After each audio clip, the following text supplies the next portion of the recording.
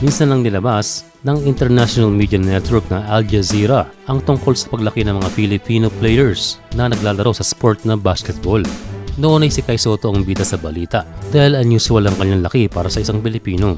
Pero after 6 years ay tila merong katotohanan talaga ang napansin ng Al Jazeera dahil nag-uusbong na ang mga young Filipino big men na nangangarap din na maging successful sa mga darating na panahon.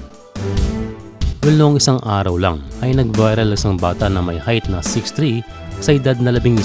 Kaya maging ang broadcaster na si Sir Erwin Tulfo ay namangha sa batang player na ito na si Cholo Evangelista.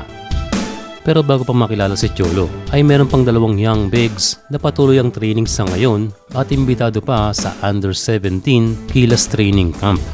Ating unahin si Owen Calanasan.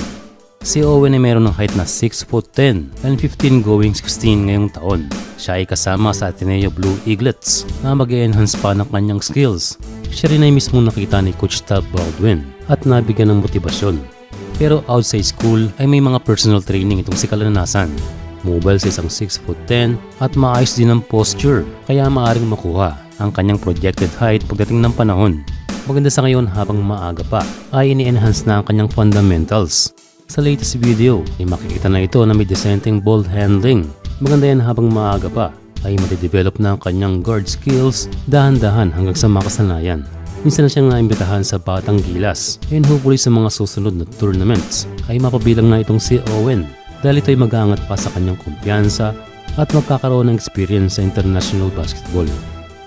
Sa training ng Under 17 ay kanyang nakasama ang isa sa ating future big na si Andrew Yap. Ito ay nag-aral sa Pace Academy, ang pinanggalingan din ni Gio Chiu. Well, itong si Andrew ay kahanga-hanga dahil kita mo ang dedikasyon sa kanyang mga training. Salamat din sa suporta ng kanyang pamilya. Si Andrew ngayon ay may edad na 15 at may height na 6'9", kaya possibly ay ilang inches pa ang kanyang ilalaki. Although physically mag-mature pa siya along the way at malaking tulong ang kanyang mga training at paglalaro para sa kanyang future. And lately nga ay nag-training ito kay Coach Jeff Codera na nagtatrabaho din sa Golden State Warriors camp. Kaya Andrew is in good hands na mag-coach ng dating trainer nila Carl Tamayo at ang iba pang pro players ngayon. Well, ang maganda na nakikita natin dito kay Andrew na ang goal ng kanyang kampo ay maging modern big man ng batang ito. Kasama sa kanyang training ang mga dribble, shooting at mga galaw sa ilalim. And again, ang the best sa aking nakita ay ang work ethic ng batang ito at gayon din ang kanyang mataas sa pangarap sa basketball, kagaya nga ng nakalagay sa kanyang profile na reach for the stars.